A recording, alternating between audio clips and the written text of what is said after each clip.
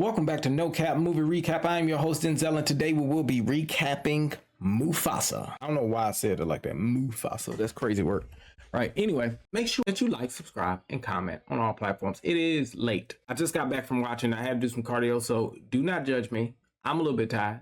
Okay. But I'm giving you this content. I had a good friend of mine tell me I need to be more consistent. That's what I'm trying to do. I'm trying to bring in new practices for 2025. All right. That's what I'm trying to do. Okay. Jumping right into it though. As you know, it is the prequel to The Lion King to establish Mufasa. We never understood where Mufasa came from, his background, his upbringing. We don't know who Mufasa is, but Mufasa in the 90s Lion King, played by the James Earl Jones, was a magnificent representation of a father, of a leader, of a protector, of a provider, right? So now we get to experience the majesty of Mufasa before his honorable sacrifice for Simba, right? So this is the greatest lion in all of the century. Movie starts out with Rafiki helping Simba's daughter find bravery, and Rafiki is giving an account of Mufasa's upbringing. So when we shift back into Mufasa, a cub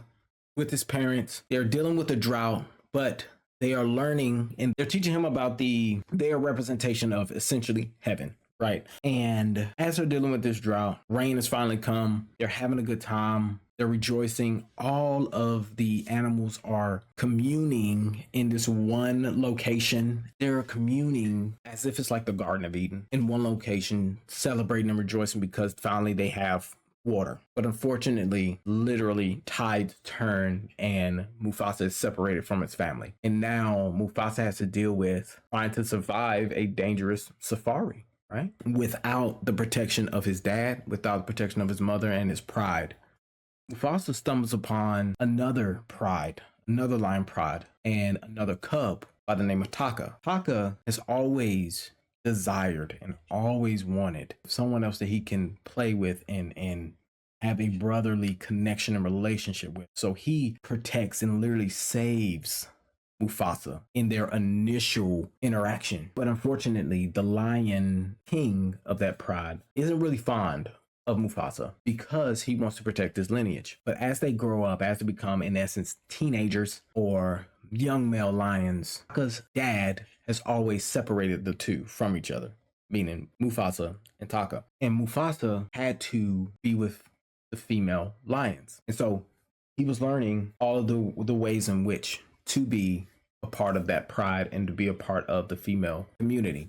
So he's hunting, he's doing all those kinds of things. And Taka is so curious about it all. He just wants to be there and to be connected to Mufasa because he doesn't have a brother, right? And you can see his innocence in that. During one hunt, Taka is actually trailing behind.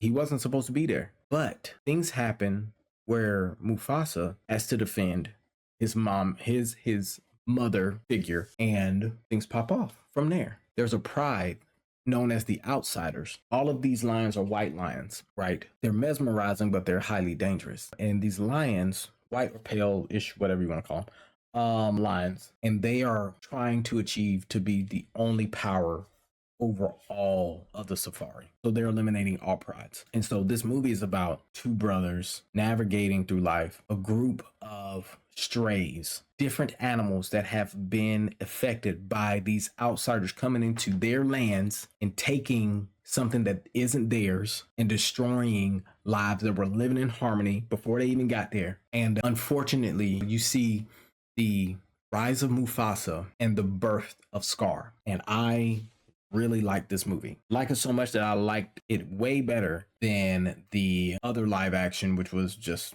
The Lion King. It beats it easily, in my opinion. Way easier. The storyline was organic. I think the jokes were a bit smoother. There was a few lines that I loved in it, which was "Find your mother's voice." As Mufasa is a young cub and he's going through that situation where it rips him away from his family, the mother is saying, "Find your mother's voice."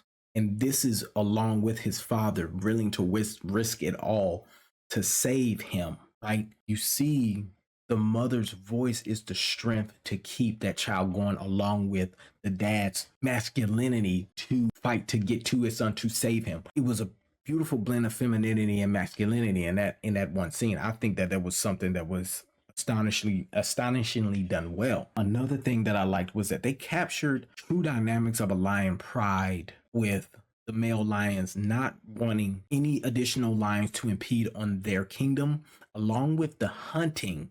Like, they took their time a bit with with quite a bit of the details that I really like, the lion details and those aspects of how lions interact or communicate. There were some choppy areas definitely in the beginning that they would just jump to one idea to the next. I'm like, how did we get here? But once it flowed, it was fine. Some of the music came out just randomly, like, oh, I didn't know we were about to go into a song, so it was a little bit of an annoyance. But I feel like the story overall was about you finding your way back and sometimes finding your way ahead, even when it's not your fault, right? And that means, like, even that you were placed in a situation that you didn't expect, or it even wasn't on your terms. But this is about you dealing with what you're currently dealing with and saying, I'm going to press ahead. I am not going to forget where I came from. And more importantly, I'm going to keep telling the stories of my people and of my lineage, because the importance of it is not for everybody else. It's for me and my family and for the people to come. I think that is highly important, and I love that stressor, because he expressed this story to Timon, Pumbaa, and Kira, and then Kira's ready to tell somebody else. And see, it's a story that's constantly being handed down from generation to generation to generation. I think a lot of cultures has lost that, and I think that is something that you have to pick up from this movie. I love that about this movie, and that's why I have to give this movie an 8, because there are areas in which that has such a strong undertone that you can't help but agree with. I don't know how you would turn a movie like this into something political, but I got a feeling it's gonna happen. Don't really understand why. But anyway, my point is that this was a very good movie. I will watch this movie again and maybe again, because it was just good. I loved the brotherly love. I have an older brother, and so that's what really touched me in this capacity, was emotionally that it did. So with that, I have to give this an 8. I definitely suggest you go watch this movie, and then make sure that you go watch the other reviews as well. There's more to come, right? I'm trying to give y'all stuff back to back. There's another one dropping, movie I gotta watch tomorrow, which is Friday, and then I'm gonna try to hit you with that one as well. So just be on the lookout for that. And until next time, I'm about to get in this bed because I'm sleepy, but y'all be easy.